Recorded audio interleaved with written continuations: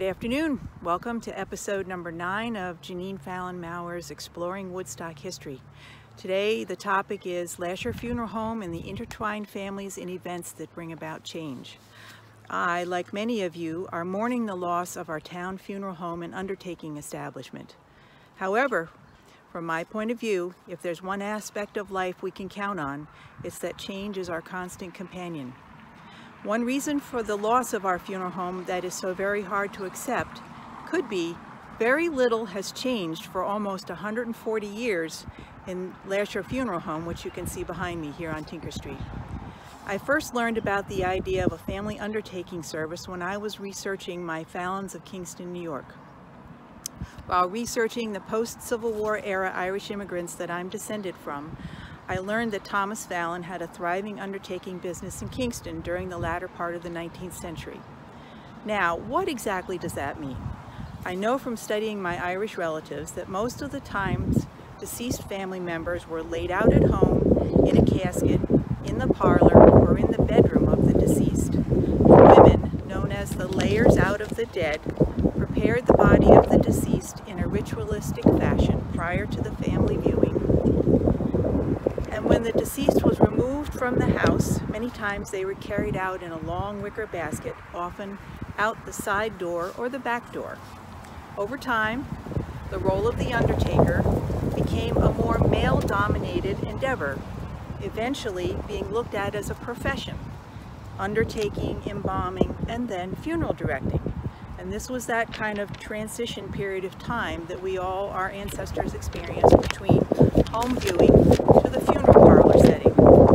And as this custom gained acceptance, family members might spend the night in the funeral parlor, imagine that, and what we know as calling hours could last for days. So, that brings us to the Lasher family here on Tinker Street. The family built the home behind me in the mid-1860s. The home served as the center of the large Lasher family farm. This particular Lasher family also worked as teamsters. They rented out teams of oxen or horses used to haul freight from Woodstock to either the train station at West Hurley or the Hudson River docks on the Roundout or in Saugerties. They would have been neighbors to the Elwyn Inn and Tavern just west of Elizabeth Clow's house, which is the house next to the funeral home. And Elizabeth Clow is Victor Lasher's sister, actually. And the Elwyns would have been one house, the 3 houses up. We know that Victor Lasher's grandfather, Nelson, and his father, Frank, took up the undertaking business in about 1880.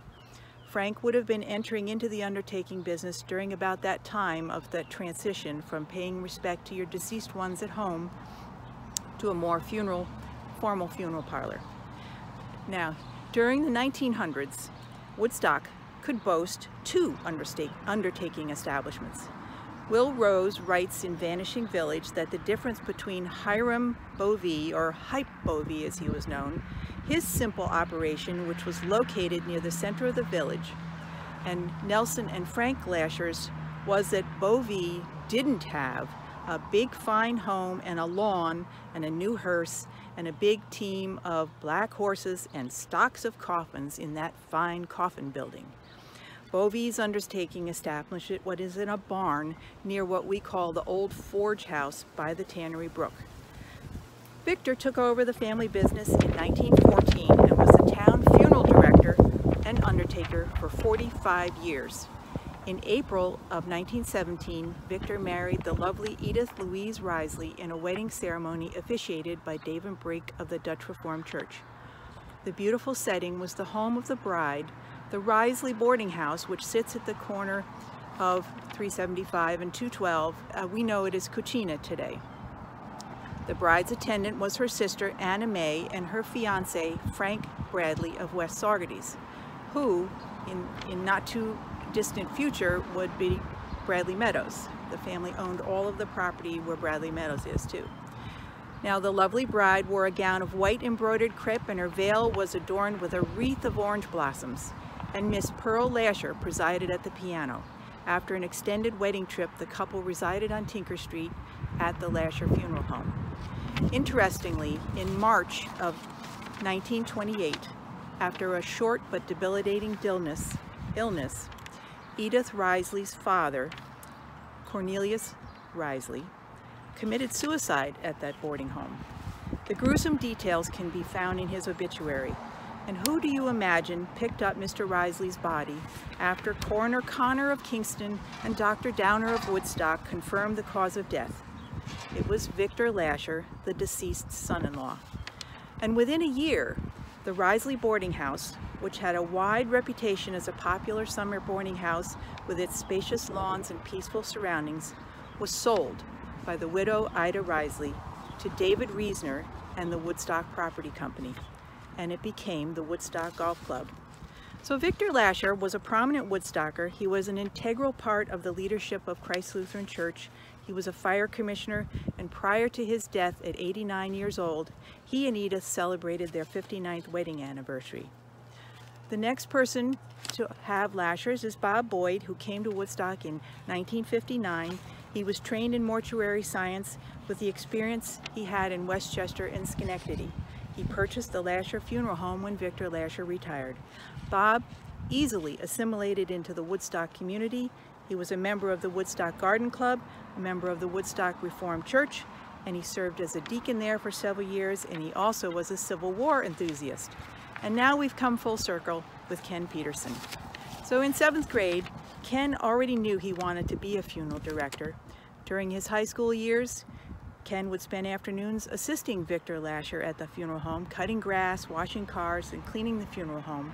Following his graduation from Monteura High School, he attended Ulster County Community College, and then he attended the Simmons School of Embalming.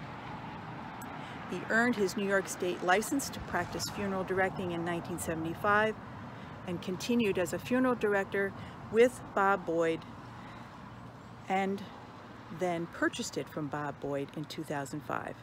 Therefore, Ken Peterson was a part of our lives and our deaths for over 40 years. For me, what the building behind me represents is stability on Main Street and in our lives, something that many of us want to hang on to.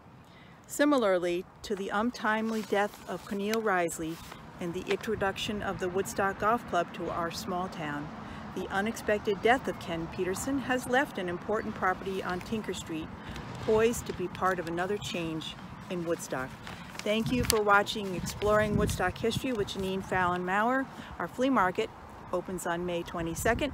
Stop by and we can have some fun and talk about more local history.